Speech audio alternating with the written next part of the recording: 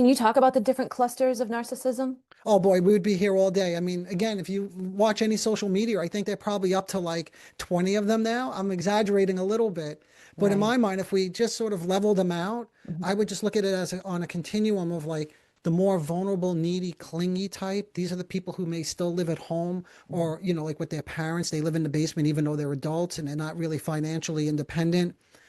These are like the spouses who completely rely on their other, to take care of everything, cooking, cleaning, ordering, buying their clothes. So that's sort of one end. In the middle would be, and you know this, the covert narcissist who get their supplies in a very different way, which is like passive aggressiveness. They're always above everybody. They always know what's right. They're very good at inducing guilt.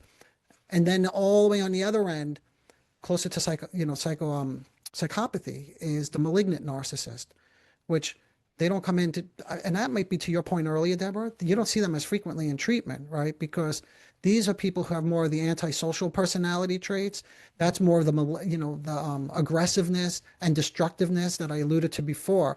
So if there was a continuum or different, I'm saying different types of narcissism or clusters, I would say it goes like vulnerable, covert somewhere in the middle, and then very destructive, the malignant narcissist.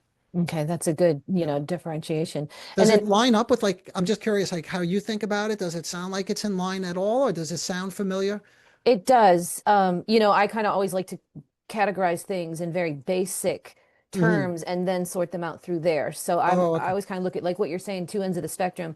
The extreme ends, they're both supporting the same thing, which is their sense of self, obviously, and Hmm. their fictitious reality. And then yours is a little more defined. I was thinking of it in terms of covert at one end and then overt at the other end. Yes, yes.